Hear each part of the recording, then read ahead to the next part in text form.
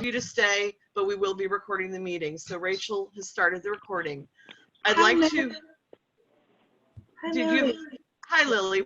Hi, What's up? Dennis and I probably did not tell you our phone number. Do you need our phone number? We don't, because you're calling in on the computer, and so we can see your name. We just wanted to identify the people who are calling in by the phone that only have a phone number. Okay, so that way they're properly recognized as an abutter. So right now I'd like to recognize the elected officials and their representatives who are joining us. If I miss someone, please forgive me. But I see Maggie Randall from Senator Boncory's office. I see Gloria Bell Rivas from Representative Modero's office. I see Ricardo Patron from Councilor Lydia Edwards' office. And we're very grateful to have them here tonight. We know they've been working super hard for us in this unusual time. I have just a few announcements which I'd like to go through. The first, and I think a sad announcement, we'd like to have a moment of silence in memory of Bernadine Joslin. Bernadine was an active member of the Pierce PAC and the Paris Street Community Council. She passed this past weekend at her home, and her wake was today, and we're all very sad. She did a lot of great things and really fought for this neighborhood. So if you could join me in a moment of silence for Bernadine.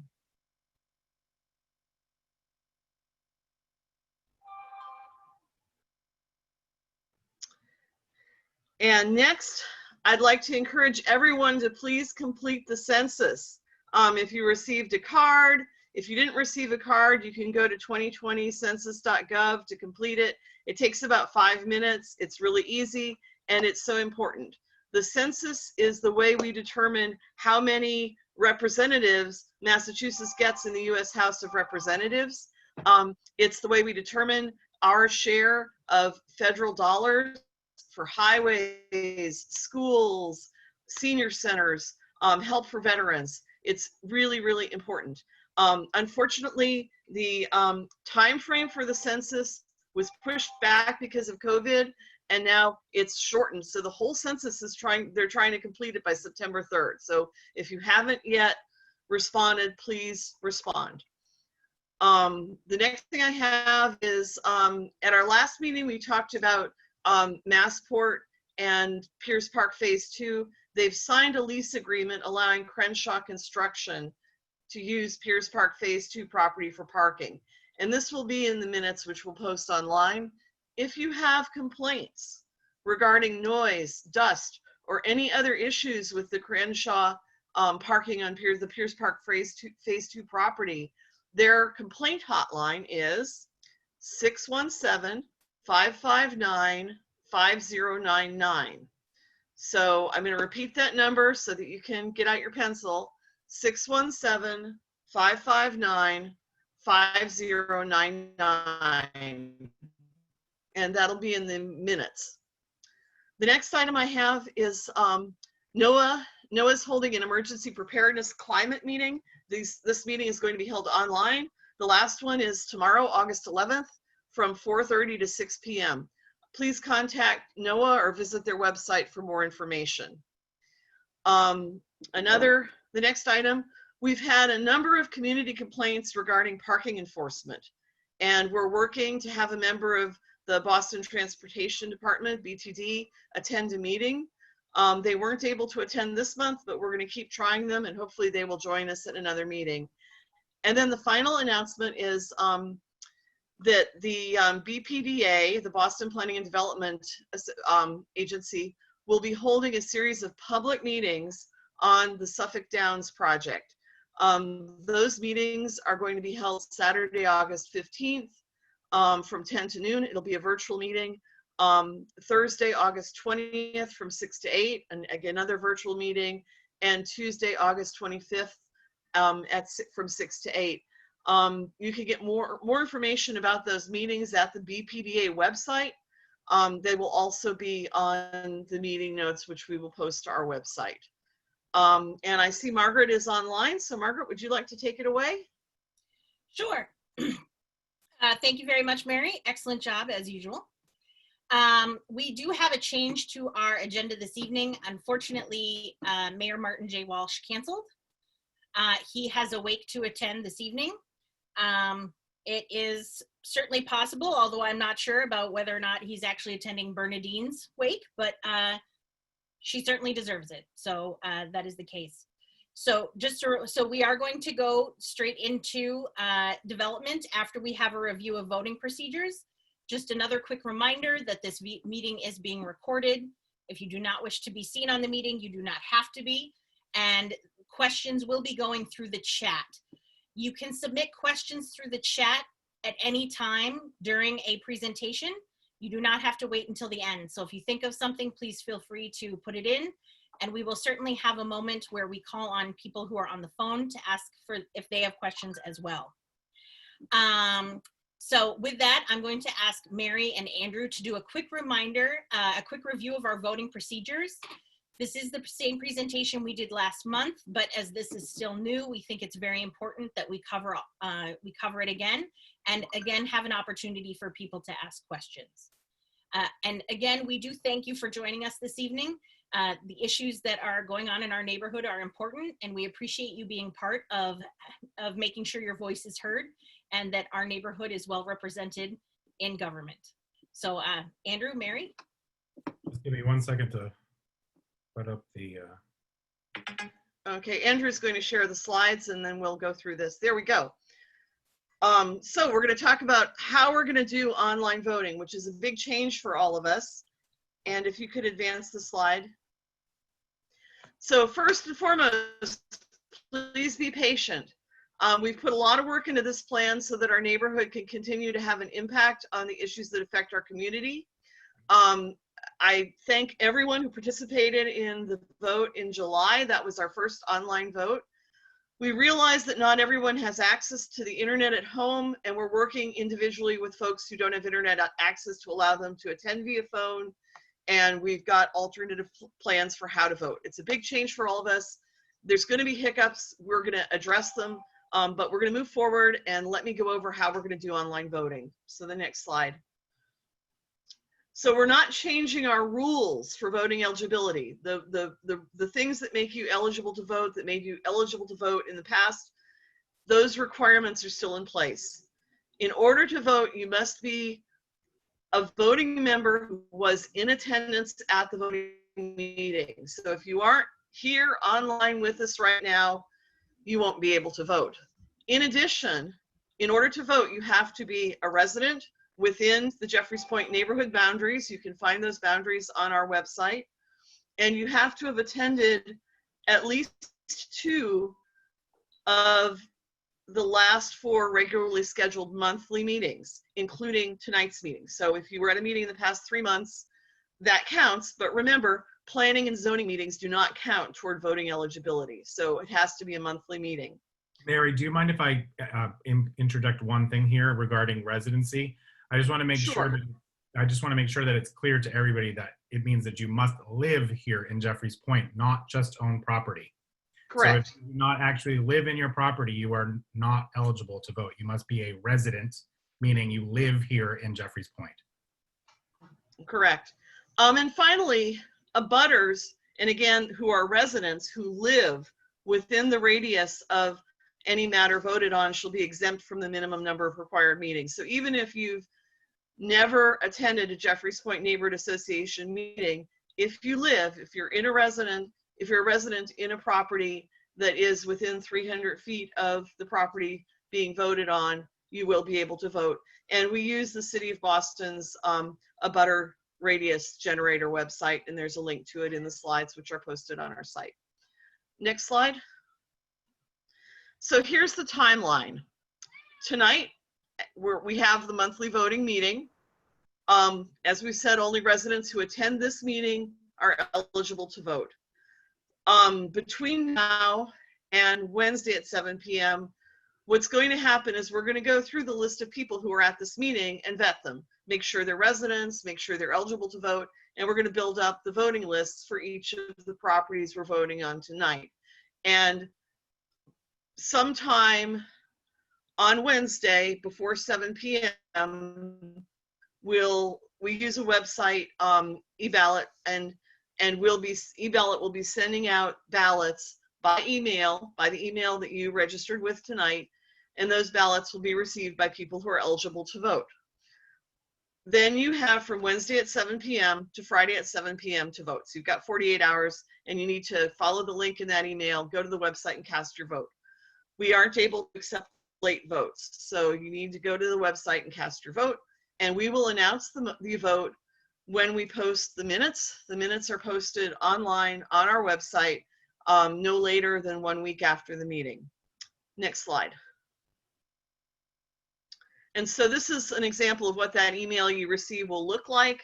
It'll have a link that the red arrow is pointing to. If you click there, it should take you right to your personal voting dashboard, and you'll be able to vote on the projects that you're eligible to vote on. You might not be eligible to vote on all the projects. If you haven't attended meetings in the past, you might only be eligible to vote on projects for which you're in a butter. So you'll have a customized list just for you of the projects that you're eligible to vote on. If for some reason that link doesn't work, there's a direct URL below that, and then your username, which is going to be your email, and an access code, which is a password. You can reset that access code. It's randomized and set for you, but you can reset it once you get to the site. Next page. So this is what your voting dashboard will look like. So you'll have a list of the projects that you're eligible to vote on. You click the vote button and it'll take you to a page where you can vote on that project. Then there'll be a button that lets you go back to this list, and you'll see that the project you've just voted on moves down to completed, and you can vote on the other projects on the list. Next page. So this is what the voting screen is going to look like. Project. You'll have the name of the project. You'll have a short summary of the project below, and then you'll be able to vote in favor, opposed, or abstain. And once you've voted, you'll be able to go back to all ballots. Do press the continue and do put in your vote. If you don't receive, and you can go to the next page, if you don't receive an email and you think you are eligible to vote, send an email to board@jeffreyspoint.org. In that email, include your residence address, where you live. Include the date of the most recent month meeting you attended before this voting meeting. And remember, planning and zoning meetings don't count. Send the email as soon as possible, because if you wait, you might not have time to vote before the deadline. And do send the email to board@jeffreyspoint.org. Don't send the email to me because that's a personal email box and you won't get as fast a response. You want to send that email to board@jeffreyspoint.org. Next slide. And again, please be patient. We're volunteers and we're working really hard on this. We're trying to be perfect, but we can't guarantee that we will be, but we're doing our absolute best. Are there any questions? Rachel, are there any questions in the chat? No? Okay. I think it's important to state that for all emails, JPNA related, that it's really important that people email board@jeffreyspoint.org instead of emailing an individual board member, because we are all busy people volunteering doing this job, and it will get to everybody if you email us at board@jeffreyspoint.org versus emailing an individual board member for all purposes. Yeah, and to second what Andrew's saying, we've got a great team, and so that we don't get burned out, we rotate the responsibility of answering emails. So calling an individual board member, emailing an individual board member, it's not always going to get you the fastest or the best response. And that is a great segue into an announcement that we meant to have in the announcements earlier. That is, we do have an open seat on our board. And this is the official announcement that the seat is open. And in October, we will have a vote on that open seat. We are announcing the seat today, and in September, we will open nominations. Nominations will stay open. And then in October, you will have whoever puts their name in has the ability to speak to the public at large to talk about what they want to accomplish, and then we will have a vote. We are pursuing this. There was some discussion from some people in the community of wanting to wait until they had a chance to meet whoever wanted to run for the office, but we think that it's important that we stay aligned with the bylaws as closely as possible. If you or someone you know is interested and has questions, we encourage you to contact any board member that you are comfortable. But if you email the board@jeffreyspoint.org, you will get the fastest response. And ask any questions that you have. We're certainly happy to, and any one of us is certainly happy to talk to you, answer questions, and tell you a little bit about how the sausage is made, really. But we welcome questions and we welcome people to participate. We are also looking for people to be on our planning and zoning board. That board meets once a month as opposed to the twice a month with the regular board members. And that is a board that is meant to become more specialized and more knowledgeable about development matters, and is meant to ask questions and interface with developers so that we can advocate on behalf of the community to the best of our ability. And again, if you have questions about that, please feel free to approach any board member. But if you email board@jeffreyspoint.org, you'll get your fastest response. And then we are going to start this evening with 324 Sumner Street. This is being presented by Richard C. Linz, and we are loading his slides. This is a change of occupancy to a 3-unit residential dwelling with the addition of a vertical addition. The property is owned by Bob. I'm going to butcher this last name and I do apologize. The owner of the property is Bobby Gerasimitis, and it is represented by Richard Linz. Okay, give me just 1 second. I'm having a technical No problem. issue. Why is this frozen like this? Ooh, that's not Andrew, do you have version 2 with the renderings? I think we uploaded that. I have what Mary gave me. Hold on a second. And Richard, I have what you uploaded on Friday. Okay, I think later in the day we had uploaded a version 2 that had the renderings. Okay, well, I will double check. I uploaded what was there as of Friday, so. If we need the renderings, we can try to flip over to that. Well, they should be up on the website. Okay. Just a second. Well, Just give me a second. I have to close my Adobe and reopen it. Something was frozen there.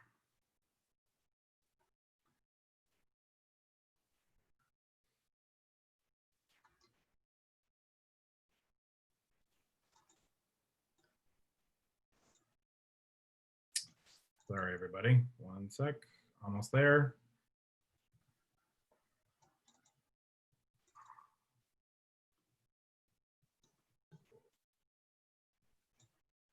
Okay. Perfect. Okay, thank you, ladies and gentlemen. Good evening. For those who don't know me, I'm Richard Linz. I'm an attorney here in East Boston. I represent Bobby Gerasimitis. With me also is Derek Rubinoff. He's the architect for this project. You ready, Andrew? Yes, I'm ready. Sure. Go ahead. You can jump right to the next slide. I need a lot on the agenda tonight. So as Margaret indicated previously, this is the first of a couple of development proposals tonight. This first proposal would change the occupancy from what the current occupancy is, a 1-unit with beauty salon, to a 3-unit residential dwelling. 3-unit residential dwelling is a conforming use in this section of Jeffreys Point, and therefore no relief would be necessary for this particular change in use. The relief is really limited to the dimensional changes that we're making to the building. As part of this project, we would extend a living space to the lower deck, lower level, and erect a vertical addition with a roof deck. We would maintain the existing footprint of the building that's there now, and we would be able to comply with the open space, the height and rear setback requirements under Article 53 of the zoning code. We would reprogram the entire building, which would involve the upgrade of life safety, which includes sprinkler system for the entire building. And upon completion, this would be intended for home ownership, which would be sold as individual condominium units. Next slide, please, Andrew. We can jump through these relatively quickly and move right to the street view.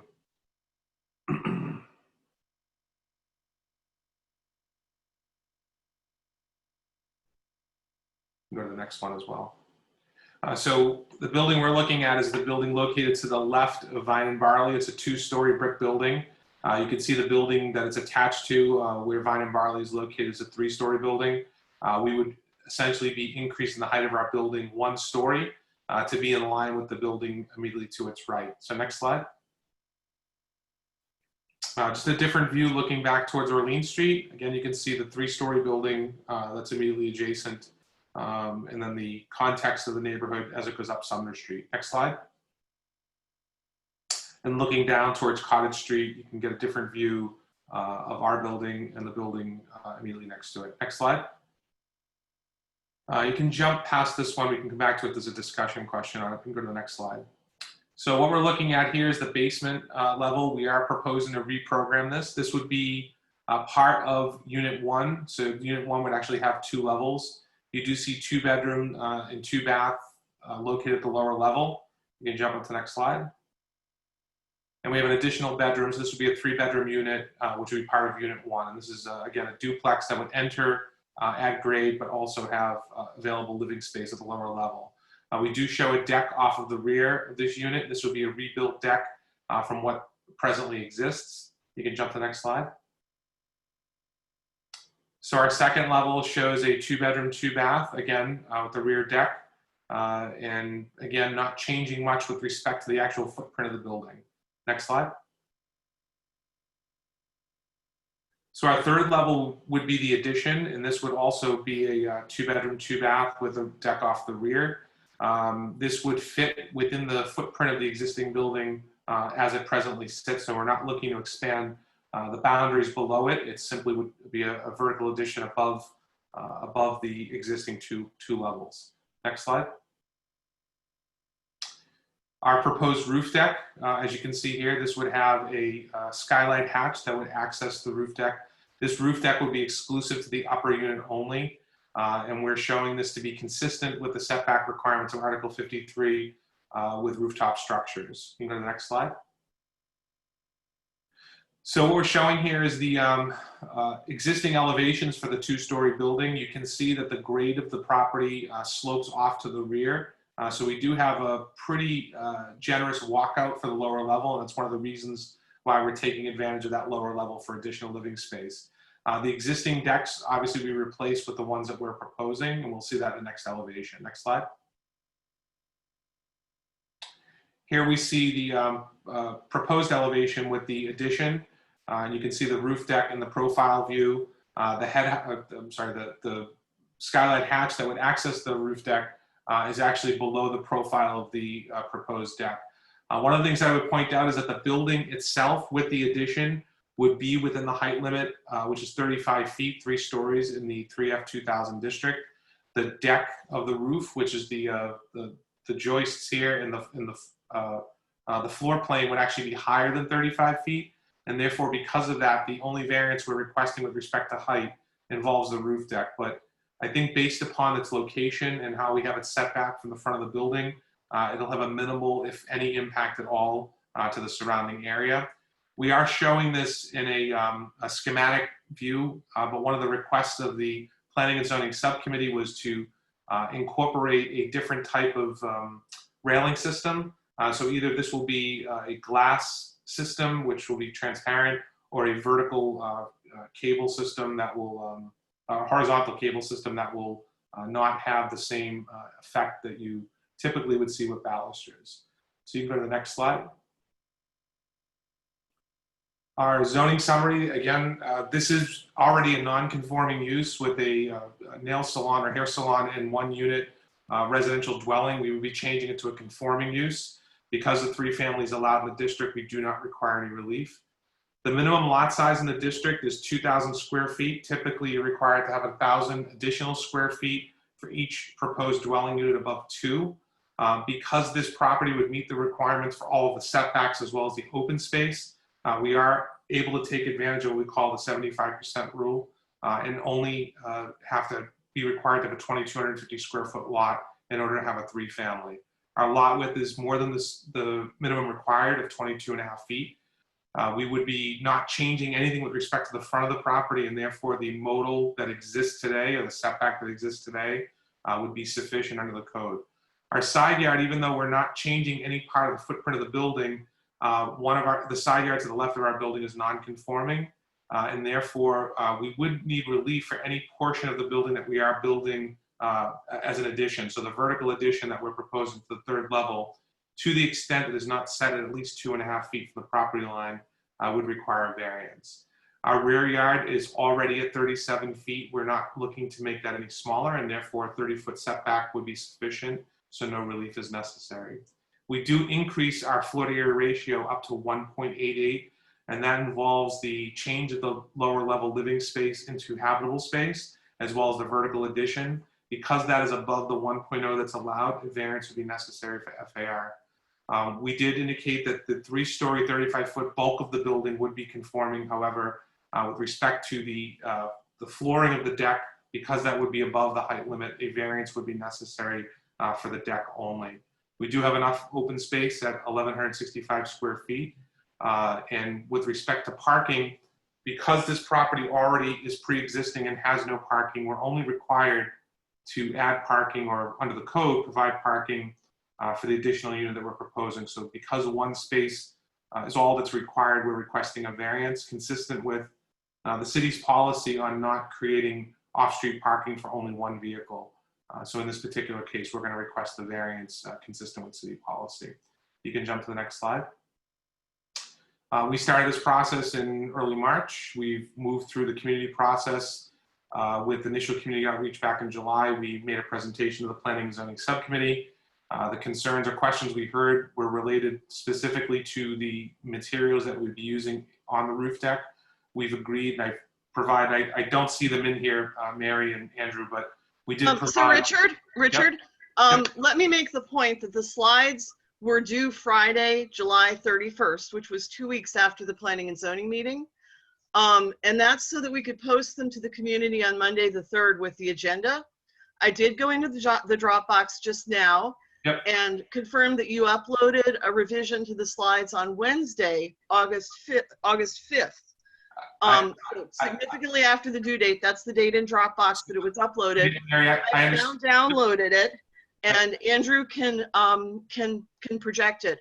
But we didn't receive an email from your office notifying us that you'd uploaded a revision, and you did upload that significantly after the due date. Yeah, Mary, I do understand that. I do apologize. I did have some server issues with my email, so I do apologize for that. But I think that the revisions were minor, and I know that we show those at the P&Z subcommittee. They're not even necessarily revisions, just different additional views to explain what we're showing by way of elevation. So right. I just want to make the point to the community, who many of whom are joining us by phone and who expected to be able to pull down that from the website, that it's not there because it wasn't given to us by the due date, and we weren't sent an email notifying us. Now, Andrew, for the purposes of the meeting, is probably quickly downloading them now so that he can project them for you. Thank you very much, Mary. So in future, if you upload revisions, please send us a courtesy email. Mary, what I'm saying is I think we may have, I've had some issues over the last week and a half with network solutions, so I apologize if that didn't go through, but we were trying to get that to you as promptly as possible. So Andrew, are you able to see the revision? I put it in the meeting minutes folder that's public. There we go.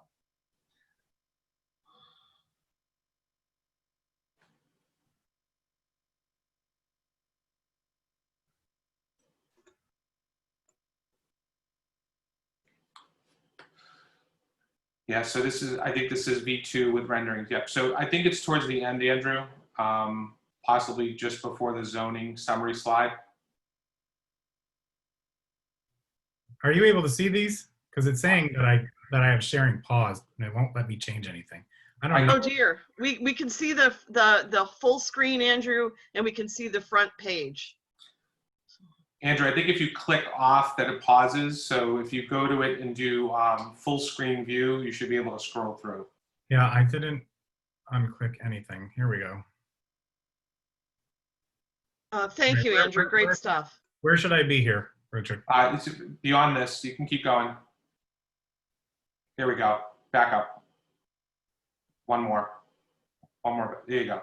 So Derek, if you're able to hear us, if you could just describe for the public the materials that we're proposing and that are shown here in the rendering in comparison to the existing building. Yeah, certainly. Can you hear me? We can hear you. Excellent. Hello, everybody, and thank you for your time and for your interest this evening. I'm Derek Rubinoff, architect for the project, Derek Rubinoff, architect. On the left is the existing condition, and you can see that there was a former storefront there, commercial storefront, that was infilled at some point with brick that didn't match very well, and windows that didn't line up with the windows on the second floor. The second floor seems to be original. So as part of the renovation, what we'd like to do is clean up the first floor and redo the brick infill here so that it is a good match to the existing brick, unlike what's currently there. And also, while we're doing that, adjust the first floor windows so that they line up and are the same size as the second floor windows, so that the facade, instead of looking scarred as it does right now, would look neat and orderly and intentional, and like it was always like that. Then for the addition up on the third floor, what we'd like to do is kind of have that feel like a little bit of a penthouse. So if you look at, say, the back bay, you'll see some of the additions are done there with standing seam metal facades, and that's what we're looking at doing here. So it feels a little more like a traditional penthouse in that regard. It'll have a modern look to it, a contemporary look, but the materials will seem appropriate for that reason. And we're not going to try to do an exact match to the brick up here. What we were thinking is that language of using metal for a penthouse, which is very traditional in the Boston area, would make sense. And then on the side, out of the way, it would shift more to a conventional plank siding. Up on the roof here at the top is basically the only view you're going to get of the proposed roof deck. And you can see here we have a black metal railing system, posts and a top rail. And the infill, which Richard mentioned earlier, will either be a glass infill instead of balusters, or it will have horizontal metal cable baluster. So it'll be a contemporary roof deck, but it will not be visible from the street, except for when you kind of see it right at this particular angle. You just see that tiny little corner of it at the top. Andrew, can you go to the next slide? And Derek, if you could just give us a little bit of an overview of what we're seeing here with respect to the rear decks and the materials. Yeah, thanks. What you would see on the back here is the two existing decks. So you're seeing the basement, most of the basement is exposed here, as you can see. And then you have the two existing decks, first and second floor. And we would place a third floor deck directly above those. So again, as Richard mentioned earlier, there's no additional footprint taken up. And then we would open up the rear brick walls, which now have a kind of a mishmash of different openings, with a kind of a much grander opening with operable doors, much bigger connection to the outdoors through a larger window, which would be kind of a transitional look, sort of modern and traditional at the same time. And what you'd see on the side of the building, you really wouldn't see it all, because in this view, in real life, this would actually be blocked by the neighbor's building, or you'd have a little bit of space between the neighbor's building and ours, as it is right now, but you wouldn't see the side at all. At the top of the back here, the material would be a dark colored gray hardy plank system. So I'm sorry to interrupt. Are there not stairs coming down from the third and second floor? Is this not a rear egress? It would be, we would be installing an NFPA 13R sprinkler system, a direct connection to the street. So the building code would allow us to do a 4-unit building with one means of egress. So that would be an interior means of egress, which we would be redoing so as to bring it up to code. But the existing stair in the rear between the first floor and the grade, which you see there, would remain. But the additional decks up the stairs, they don't need a second means of egress once we fully sprinkler this building. But they are being extended out over this rear staircase you're talking about. The deck that is there on the second floor is existing, and we would add a third floor deck directly above it. Okay, Right now, there's a spiral. The reason why I ask is looking at Google Earth right now, it doesn't look like the decks are that far back. There's a spiral stair that connects the first and second floor deck that we would remove as part of this. So the decks are being extended. I think they would be infilling that area where the spiral stair is. I'd have to go back and look at the demo drawings, but if there's any kind of extension, it is minimal and following the footprint of the existing circular stair, spiral stair. And complying with Article 53 as well, Andrew. That's right. Thank you. Yeah, sure. Are you done with your presentation? Because you have hit time, and we do need to. Yes. Ask Yep. I believe that was it. We just wanted to show the renderings. Thank you. Okay. Rachel, do you have questions in the chat? Yes, let me just remind people to put questions in the chat. We will give preference to a butter. So if you are in a butter, put your question in the chat as well and just mention that you are in a butter as well. But I'm going to start with what we have so far, which is just, can you just confirm that the height would be an exact match, if not a little bit lower than the Vine and Barley building? Yes, it would be slightly lower than the Vine and Barley building. Great, thank you. The rendering is a good representation. Any other questions? Okay. Are any of the windows on the side new? On the third floor, they would be new, and those windows would not be, the new windows would be inoperable. They would not open, and they would be 1 hour rated. So as to maintain the building code requirements for fire separation distance. Great. We have a question here about the timeline of construction. How long do you anticipate the construction will take? This would be about six to 8 months total. We aren't building ground up. This is mostly interior renovation with construction, again, happening within the footprint of the building for the addition.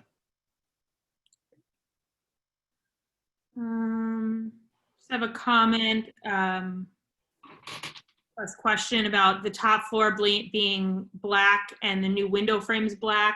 Are there any other black structures on the street? I'm not sure if there are any other structures that match this specific color scheme. There may be. I'm not sure.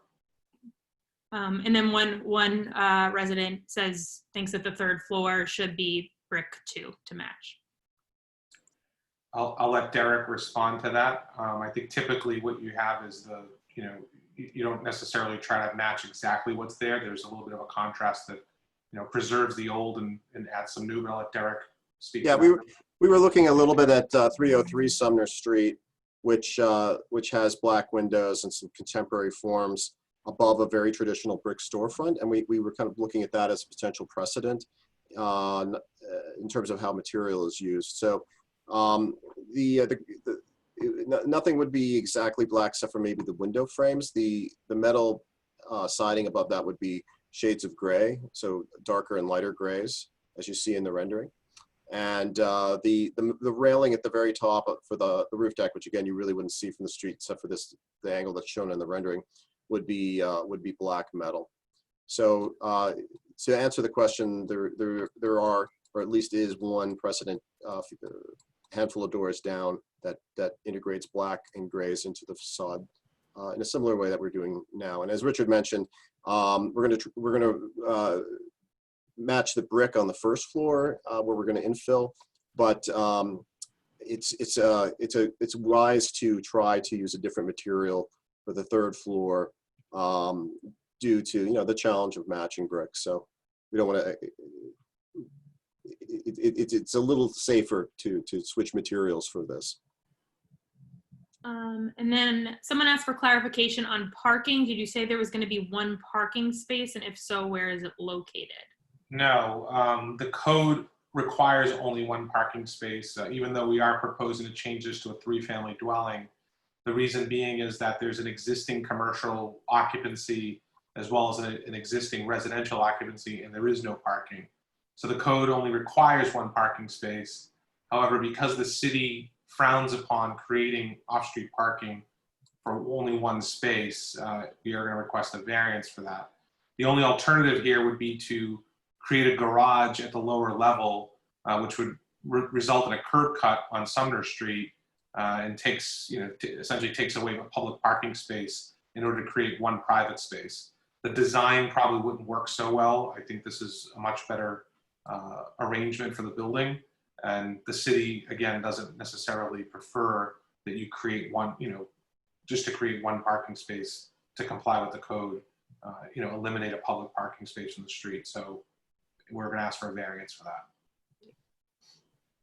Okay, we are going to have to move on to the next project, just so everyone knows we do our best to get to most of the questions, but we can't get to all of them. But we got to a lot of them tonight, which is great. And we're going to move on to the next project, but thank you, Richard. And this is 223 Everett Street. And the project is to add a rear addition to an existing 3-family along with a new rear deck. The property owner and developer is Paul Hardiman. And you may begin showing slides at any time.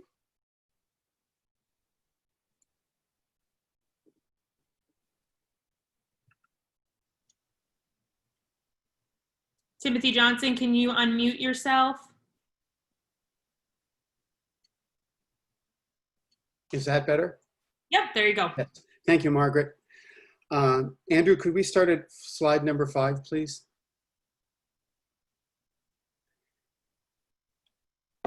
I'm sorry, 4, my apologies. You don't have the newest set uploaded, do you? That I submitted? It should be the newest. This is the one you sent us on Friday.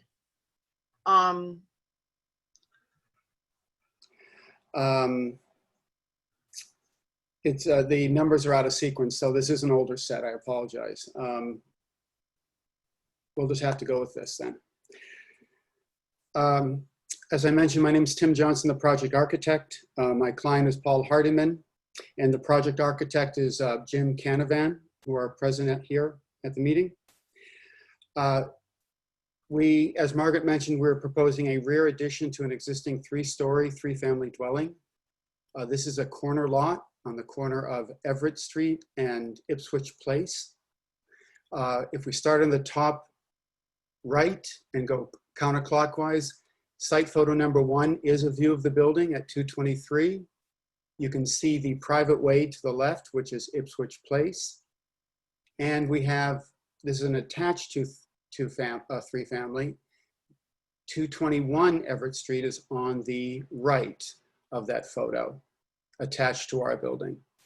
Photo number 2 is from Everett looking down Ipswich Place. Tim, there were, sorry to interrupt you. There were actually 2 files.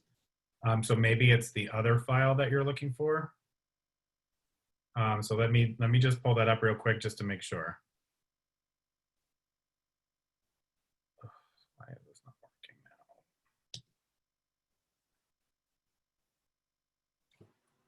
Every time I use the full screen on Adobe, it locks my whole computer up. Hold on one second.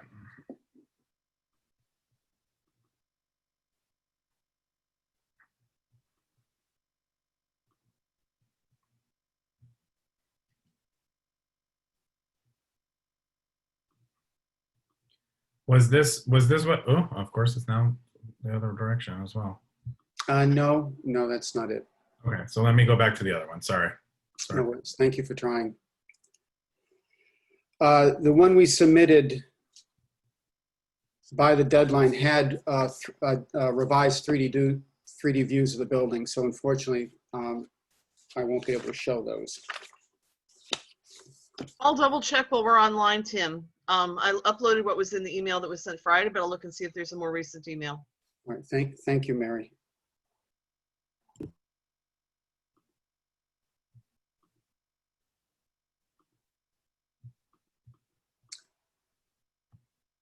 Okay, so photo number 2 is a view down Ipswich Place from Everett Street. And photo number 3 is looking at the rear of the building of 223, which we are proposing the 13-foot deep rear addition.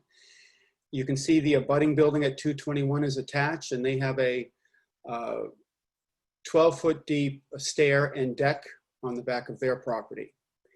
If you look down at photo number 6, that's looking from the end of Ipswich Place out toward Everett Street. And site photo number 5 shows again the rear of 223 and the decks and stairs of 221 beyond. And lastly, site photo number 4 shows number 1 Ipswich Place. There are 3 properties that have rights to this private way. This is one of them. The building, if we're looking at site photo number 4, this is 1 Ipswich Place. And the building to the left of it is 229 Ipswich Place. And of course, my client's building at 223 Ipswich Place. So I'm a little mixed up here because I don't have my current slide drawings up there, but I'll see if we can go to number 7, Andrew, please.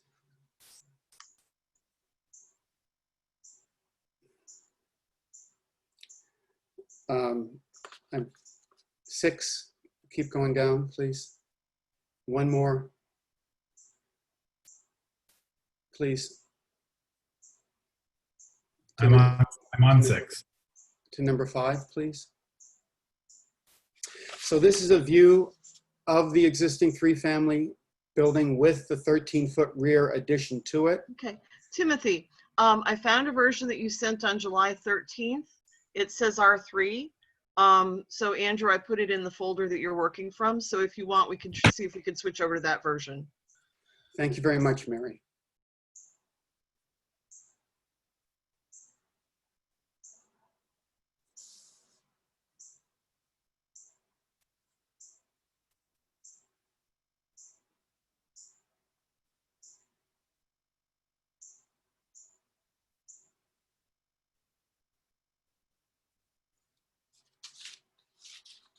And while we have this moment, I'd just like to remind everybody that we are recording the meeting. If you do not wish to be on the recording, please submit questions through the chat and keep your screen turned off of camera.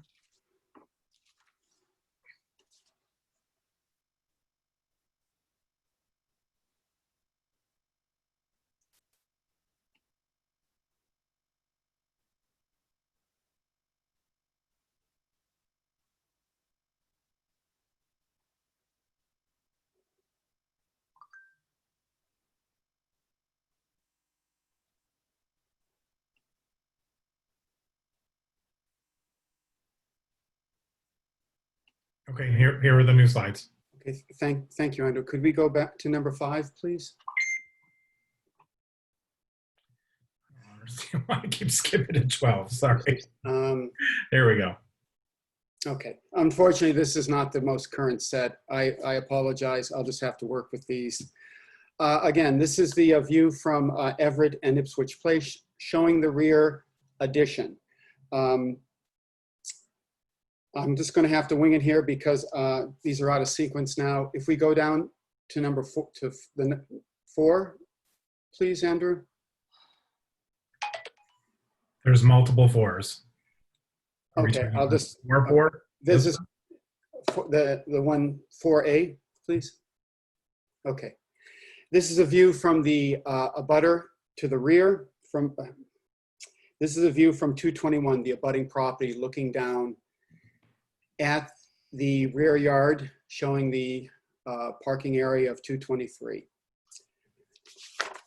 I'll just have to go to exit number 2, slide number 2, and stay there for my presentation, Andrew. Thank you. So this is our 4th presentation to the board and the neighbors. We had many concerns, and we feel that we've addressed every one of the concerns of the abutters. And I will go through them very briefly. I thank you for being patient. This is the site plan showing the Ipswich Place, which is shared by the 3 abutters in the 3 different colors. My client's building is in the blue, part of the passageway. There's the site plan showing the footprint of the existing building. We have a 13-foot rear addition.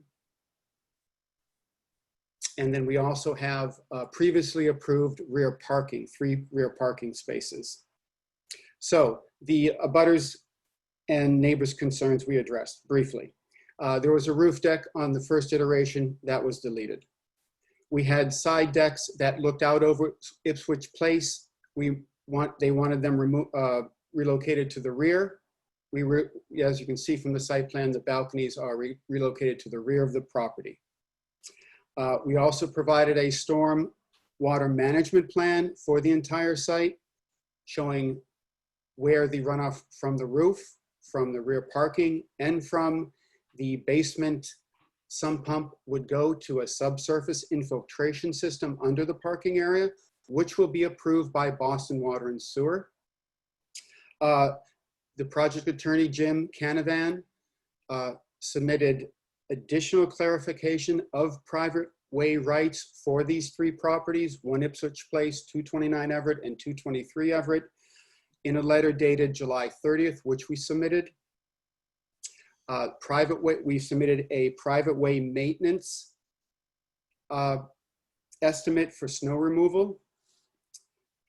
We also submitted an approved parking plan of the 3 parking spaces in the rear, which were previously approved by the Board of Appeals. We also submitted the Eversource work order. You can see there's a light pole there in the blue, about right by the corner of the building, rear corner. It says light pole to be relocated. We submitted the work order that has relocated that light pole to the rear of Ipswich Place.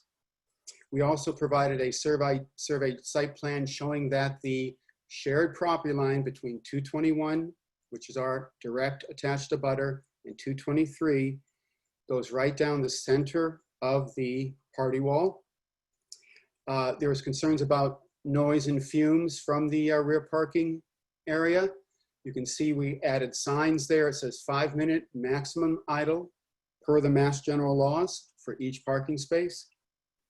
Also, fire hazards. 221, which is our attached abutter, had some concerns about fire protection, which are very valid concerns.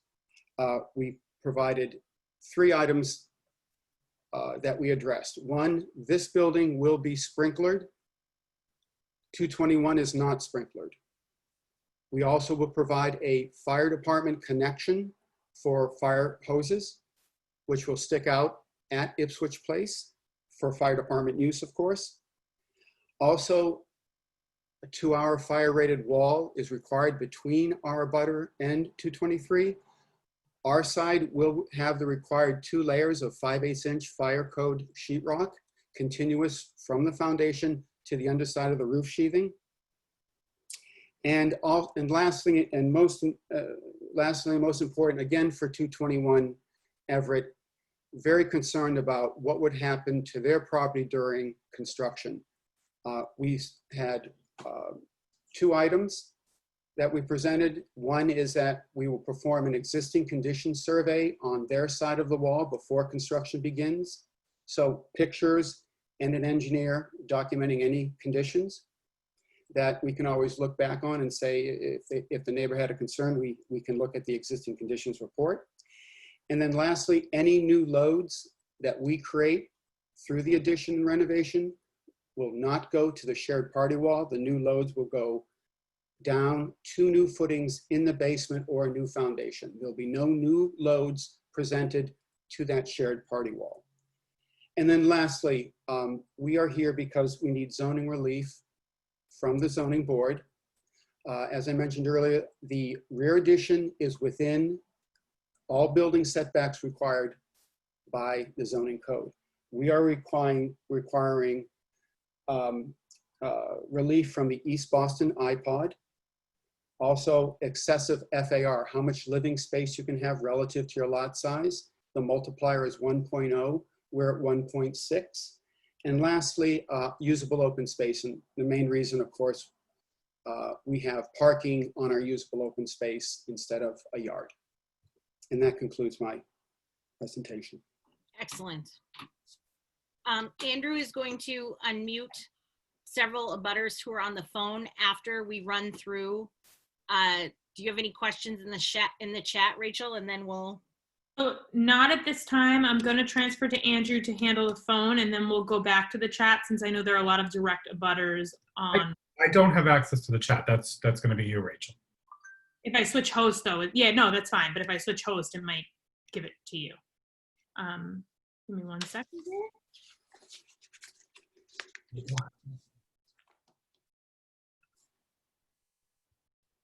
Okay, Andrew, you're the host now. Marie Pepe Long, when you become unmuted, did you have a question?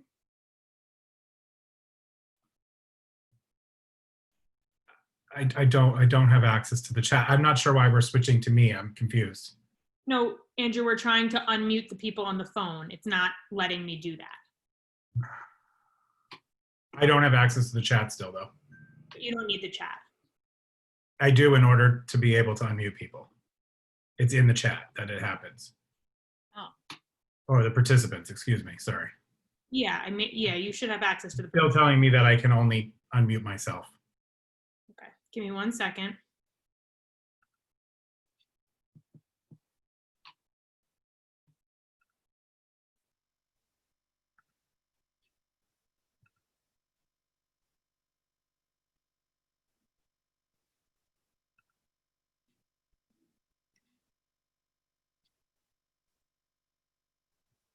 Apologies, everyone.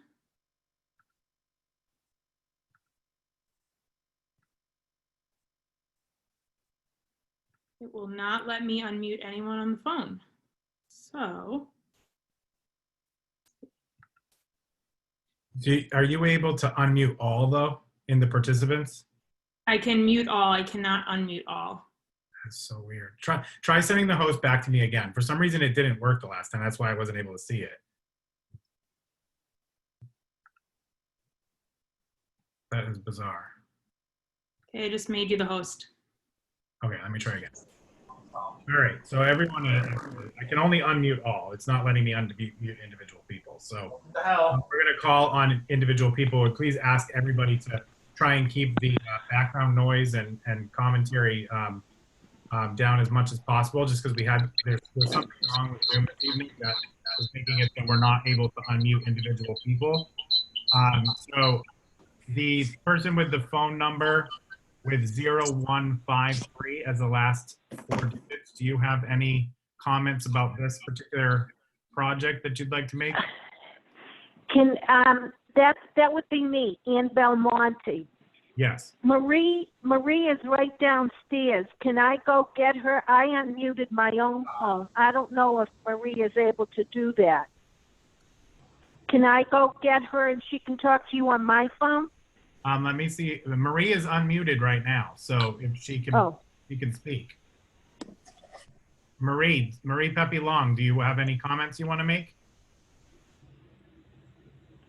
See, she can't hear you. I'm not sure why, because we've have her unmuted. I see it as unmuted. She's the one that has the wait a minute. Stand by.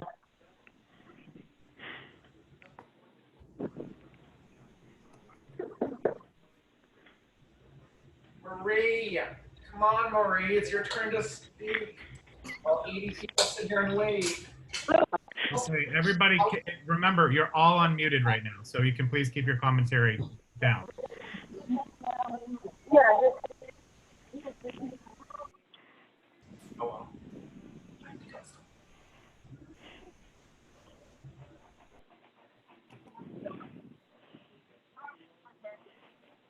Hello?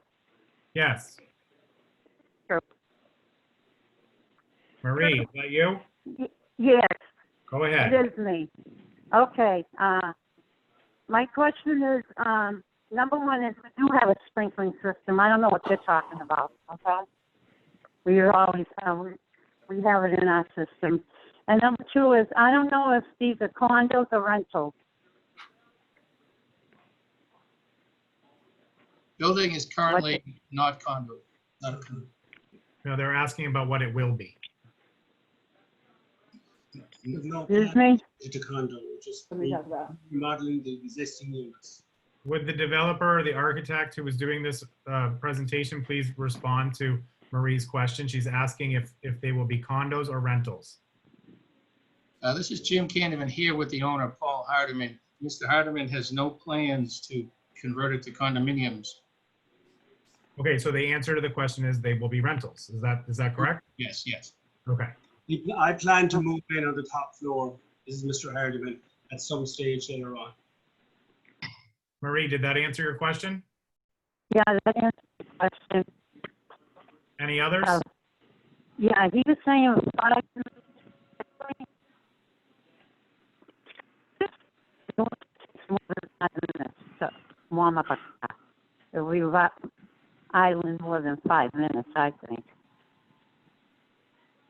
Okay, Marie, you were breaking up a little bit. Could you ask that question one more time? I said idling. They said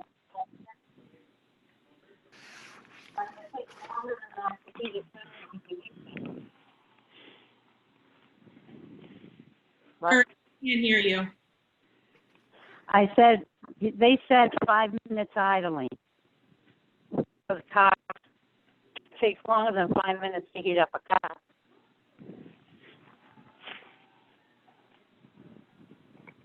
Oh, she's a question about the idling of cars in the parking lot. Yeah. This is the project architect, Tim Johnson. The Mass General Laws has a 5-minute maximum for idling of cars and trucks in the Commonwealth.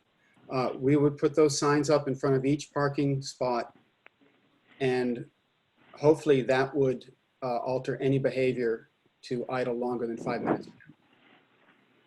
Well, we know it takes longer than that to heat a car. So, okay, I guess I'm all set. Thank you, Mary. Okay. Okay, let's see any other phone line. I have a question. Hold on 1 second. Yes, Ann Belmont, go ahead. No, this is Darlene Jardina. I have a question. Oh, okay, go ahead. Okay, so Mr. Canavan was asked by my daughter, Nicole Jardina, to send her or get in touch with her all these proposals that he supposedly have done. And he has never reached out to her or sent her anything about any survey or any of that. And to agree with my older sister, we do have sprinkler systems in the building. And number 3, there is no agreement between 223 and 1 Ipswich Place and 229 Everett Street that has them, given them permission to drive over that property to get parking in the back. So why hasn't Mr. Canavan had the courtesy of responding to Attorney Nicole Jardina on this matter? I'm told, this is Jim Canavan, that she said at the last meeting that she had reached out to me. She had never emailed me, never phoned me. I find that very hard to believe. My daughter is not a liar. On Friday, I submitted the materials with everyone the previous. You didn't submit anything to her. No, and no, she's reached ma'am. out to you more than once. Listening so don't call ears. her a liar. Excuse me. Okay. I sent them to her personally on Friday. I sent them. Okay, sorry, this is not how this is gonna go, okay? There's no screaming matches back and forth between this.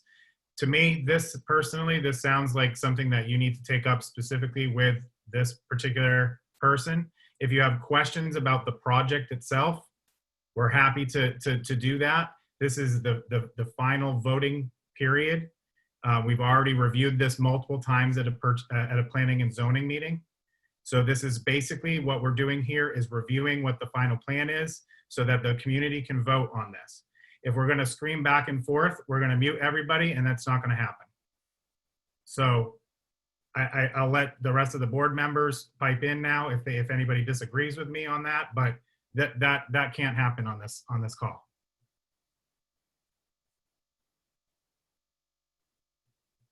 Do any of my board members have any issues with that? Agreed. Do we want to just go to the chat now and have everyone put through the chat? Yes, please. Okay. So, and just to be clear, we have, and I apologize, I'm not finding your latest presentation, Timothy. If you could remail it, I'll post it. But everything we've received from both the attorney and architect for this project, we have posted to the folder for this project on the website to be reviewed by anybody. Anyone have questions to put through the chat now? I don't see any have come through, so. No, I'd like to comment on the project though. I'm an abutter. I believe I'm counted as an abutter. I'm a few houses away. What's your name? Brian Gannon. Sure, go ahead. Yeah, no, I just wanted to say I think this, you know, paving of the backyards on Everett Street is setting it just sets a terrible precedent for future development. I think that's one of the first on that side of the street that's actually paving the backyard in favor of parking. And I think, you know, there's a real nice green space between between Everett and Sumner Street. So I'd suggest people, you know, vote down this proposal based on that. So. Okay. Thank you, Brian. Thank you for sharing your opinion. It's important that all sides be heard. Do we have anything else through the chat? Nope. No questions? I don't see anything here. Do I have control of the chat right now? I think. No, I took it back. Oh, you took it back? Okay. Sorry.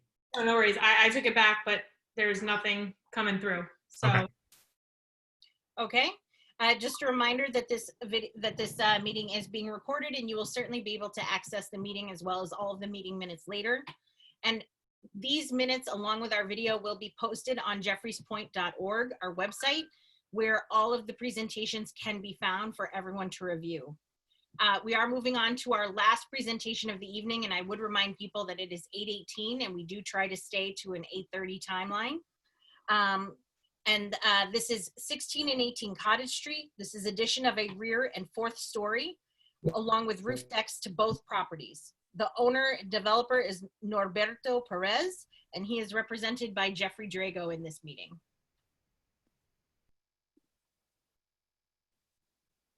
Jeff, you should be able to unmute. Thanks, Margaret.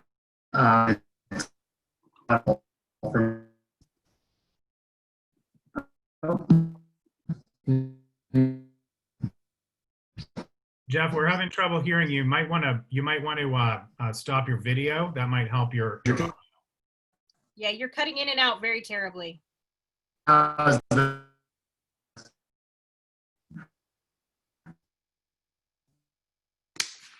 Jeff, if you stop your video, it might help your audio. Are you able to stop your video? And better. It's not better. Yeah.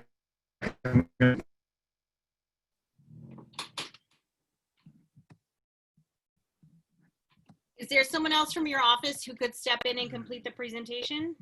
Or Noberto?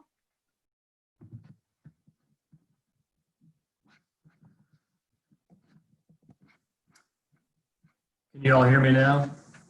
Yes, we can hear you. Would you say I can hear you now? Thanks.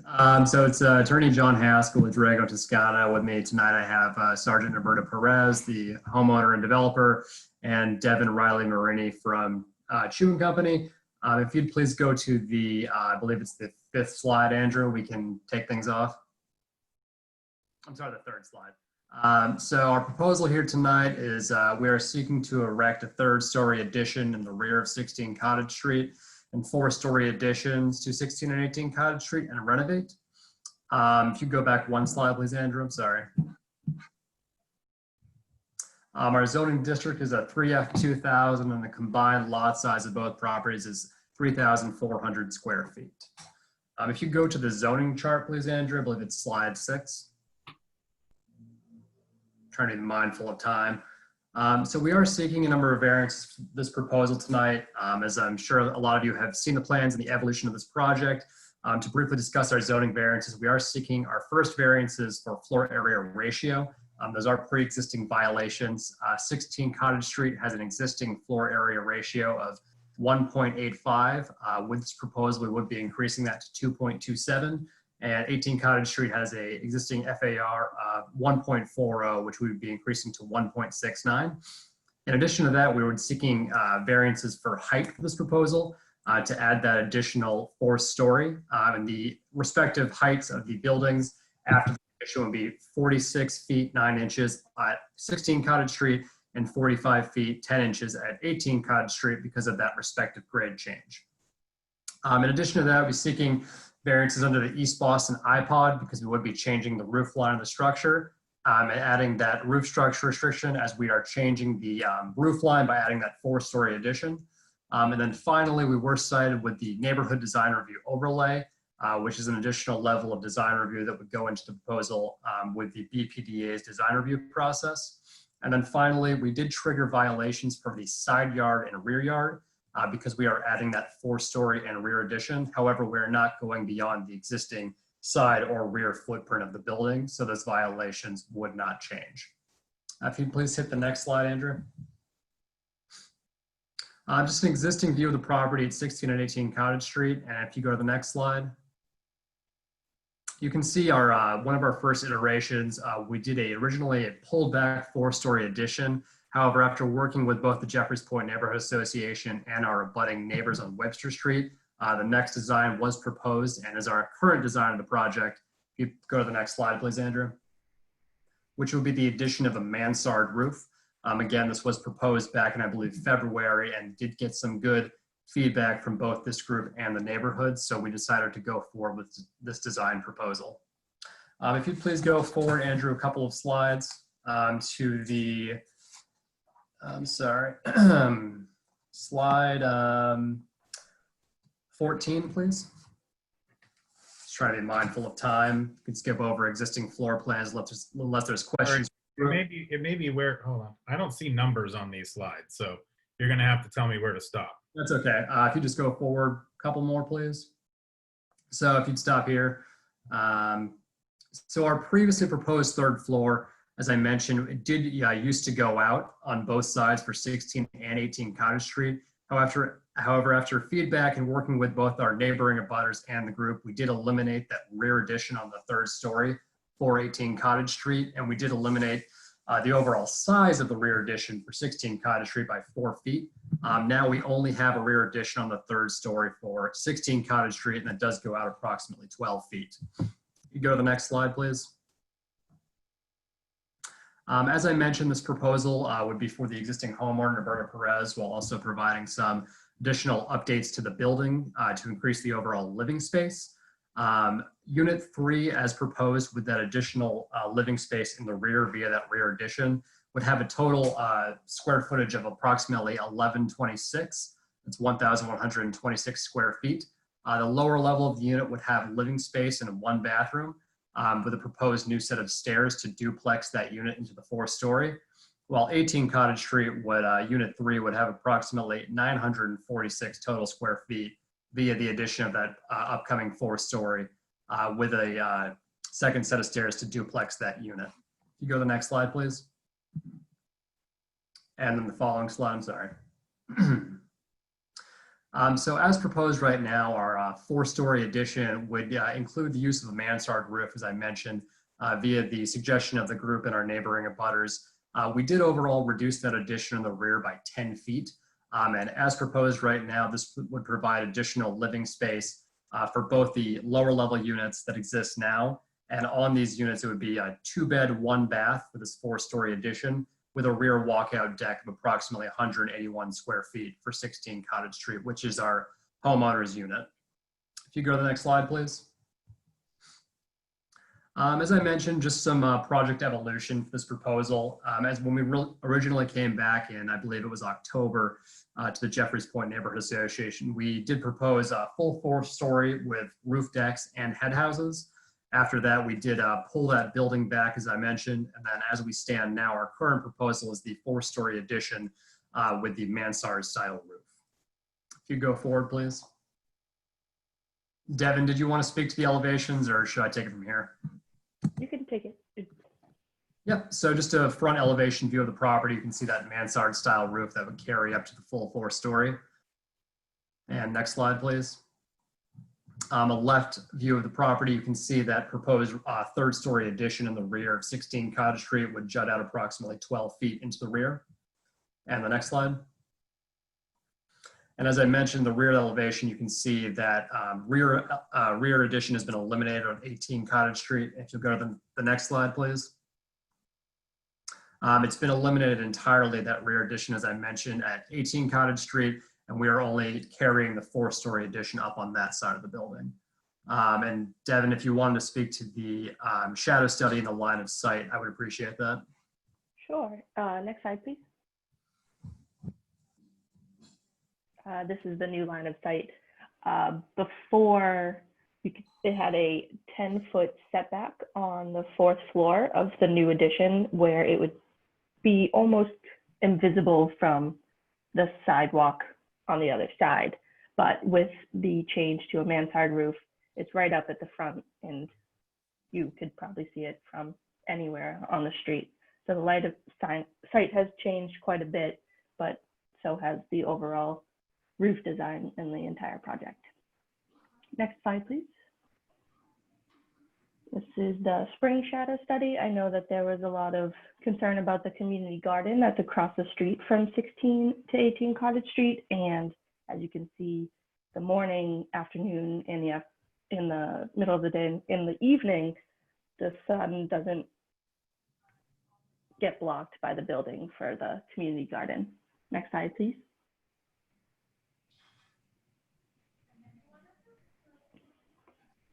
Same with the fall.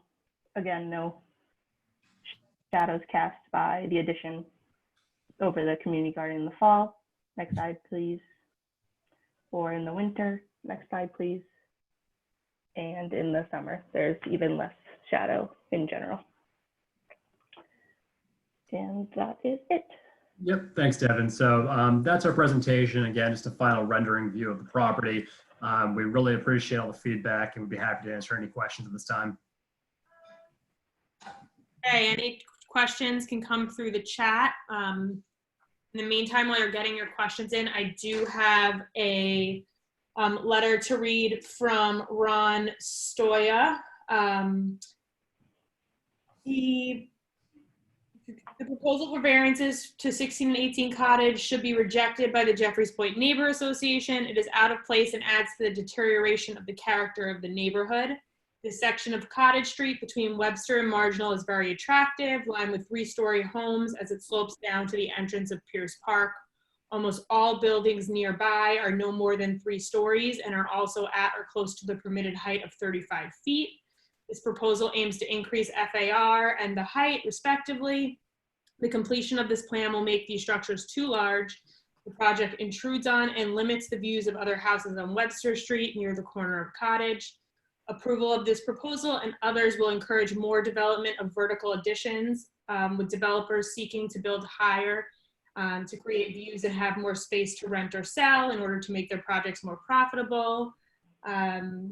Every developer will be entitled to do the same, even though there is no hardship to argue to the CPA. The process only destabilizes the neighborhood. In the past, the JPNA has rejected attempts to add these vertical additions on top of traditional 3-deckers here in Jeffreys Point, and Ron thinks we should join to reject this proposal as well. Any other chats to come through? I don't have anything yet. Any questions on this property? Okay. Is anything preventing the future construction of roof deck on the top of the 4th floor mansard living area? I'm sorry. The question is, could they then, could the owner build a 4th, like a roof deck on top of the mansard roof? So to answer that question, you would have to, I mean, theoretically, nothing would stop someone from pursuing that to seek additional zoning variances. However, as proposed with this package, that would not be part of the proposal. I hope that answers your question. Another abutter just put through the chat that he also opposes the project and that the height changes set a bad precedent. Another butter, or not a butter, but another person says, the proposal is out of character with the neighborhood. I recommend the neighborhood reject this project. Any other questions from people about the project?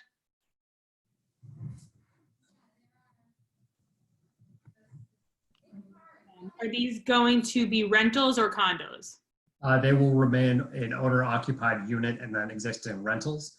There's no plan this time to condoize them. Gotcha. Someone's asking if it says they are in a butter and have a comment. You can type the comment through the chat. I'd like to speak directly, if that's possible. Board, what does the board think about this? I mean, my concern is that we don't want a shouting match like we had earlier. Right. I just want to make my comments, and I'm not looking for a response. Okay. Is there a reason why you're not able to put it through the chat? We're at time, so I just thought it would be quicker, but I can type them in if you'd like. If you could, please. We're just trying to keep everything through the chat, and it seemed okay, because the last project you allowed people to speak. Well, that were online. Those people were on the phone. That's the reason why. Oh, okay. Yeah, and unable. All right, I will type in my comment. Thank you. I appreciate it. It just seems unfair when we allow some to do it and some to not. Okay. And Sharon, while you're doing that, just a reminder to everyone that we will be voting on these projects. You will receive an email, and it will take us a few days to get out. You will receive an email and then have several days in order to respond. And then the results will be published with the meeting minutes. As always, if you have any questions, concerns, or comments, I strongly encourage you to email the board at jeffreyspoint.org. And if you'd like to review any of the presentations you've had this evening, they will be on the jeffreyspoint.org website and available and accessible to you and everyone else. I have more questions through the chat. So another person says it's out of character with the neighborhood. A direct abutter mentioned that the suggestion of the mansard roof was made to preserve views of the abutting properties, but this project still is proposing a third-story addition that will still block their view. The building massing is still presents a significant obstruction to the view at 117 Webster Street. Yeah, I mean, if I may retort, I assume that was Sharon's question, but you know, we have taken this project a long way. We have been trying to work with our budding neighbors as well as the group.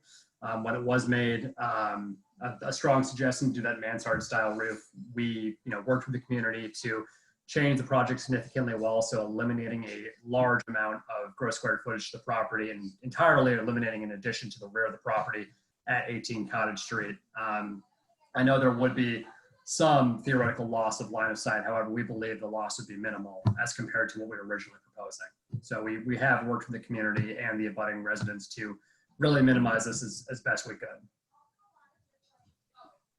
Okay.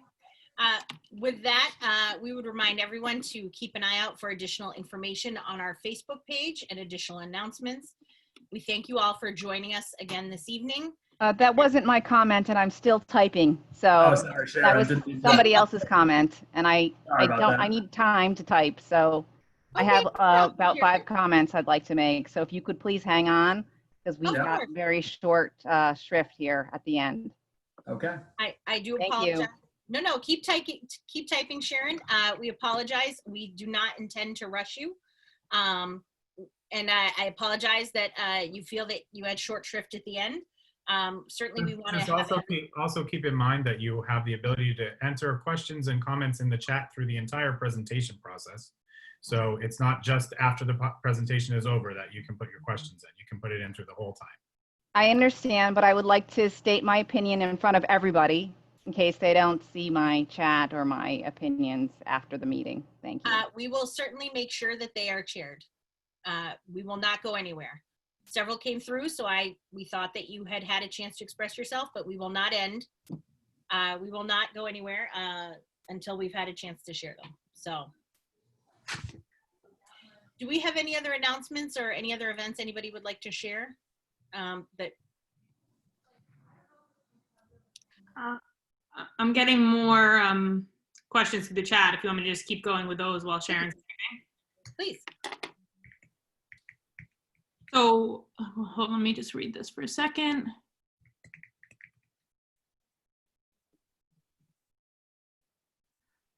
Okay, this person wants to know what the motivation for the fourth floor addition is for the owner. Units are large and highly rentable. How does maximizing the footprint and height and number of units align with the occupant's stated intent of residing in the building? So the occupancy of the building actually isn't changing at all. The occupancy is remaining the same. The intent and motivation behind this project is my client has lived this property for a very long time, and the existing units just aren't amenable to his lifestyle. I mean, he's lived in this property. It's about an existing 535 square foot apartment, his unit, the owner occupied unit at 16 Cottage Street, Unit 3. And while we would be carrying that addition up on both buildings, 16 and 18 Cottage Street, the overall intent is to provide more additional living space for our client as he continues to live in the property.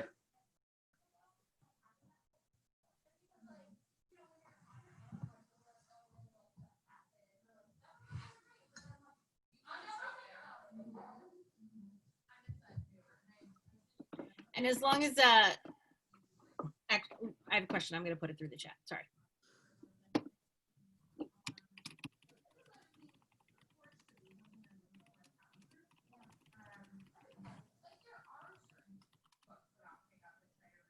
What's the proposed length of time for construction? If you give me 1 second just to double check my notes, I can give you that. I believe quoted be approximately about 3 months.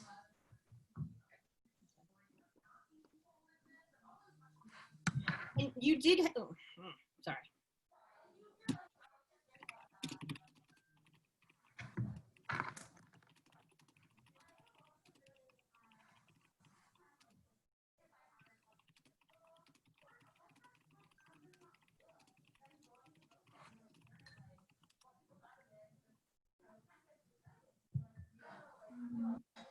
You had a previous request to meet with the abutters. Could you please confirm that you have met with them?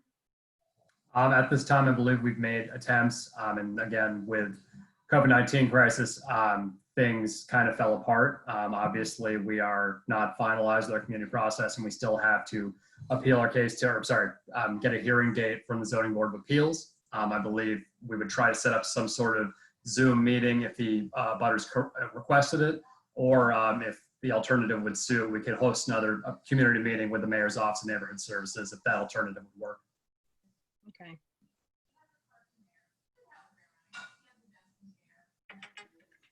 So Sharon, can I ask you to share what you've typed so far, as there are probably several questions in there and we can start to address them? It just came through, I can read it. Oh, okay. I oppose this project and suggest that other people also vote this project down. The overall design looks better with a mansard roof as suggested by the abutters, but the project is still out of scale with the neighborhood and the other homes on this section of Cottage Street. All of the houses are 3 stories. These will be the only 4-story units. Our view from our kitchen will be significantly blocked because the extension in the back will have a roof deck on top. Currently, there is only a small partition fence there. There have been no attempts to meet with the abutters. We have made a request at the last JPNA P&Z meeting. If I may retort, I mean, I'm going to assume that's your question, Sharon, and not to get into a digress. I don't believe at the last meeting you or your husband did request to meet with us. Obviously, we'd be happy to set up a Zoom meeting, something of that sort moving forward. I know it's kind of hard right now, but we'd be happy to do that. In addition, we have significantly decreased this proposal, and there is no roof deck. There is a rear deck on top of the existing or the proposed 3rd-story addition, but in the sense of roof decks, those have been eliminated. And just a quick question to clarify, is there an overall abutters meeting and this is just a second abutters meeting, like that they requested to meet with you? Like, did an abutters meeting happen officially? An abutters meeting was held several months ago. I'd be happy to give you that exact date, but this was in our pre-COVID world. Give me 1 second, I can confirm that date for you. So that meeting was back in October, shortly after our first planning and zoning meeting. Obviously, at this time, I can't commit whether we would hold a second abutters meeting if it was warranted, absolutely. But if we could resolve some of these issues in a secondary meeting offline, we'd be happy to do that as well. Okay, just wanted to clarify that this was a separate. Yeah. A butters meeting with the mayor's office and neighborhood services was held. And this is just a general comment for any abutters for any future projects. Feel free, if you have comments that you want us to read as a statement, to feel free to send them to us in advance at board@jeffreyspoint.org. We'll be happy to read them. If you have any additional comments regarding the presentation that is made at the meeting, then obviously that can be made in the chat. But any general comments about your feeling on the project or anything like that can definitely be emailed to us in advance, and we'd be happy to read those comments in their entirety. And with that, I'd like to thank everyone for joining us here this evening. I think we've reviewed everything else, so have a wonderful night. Thank you very much. Thank you all so much. Thank you. Thanks very much.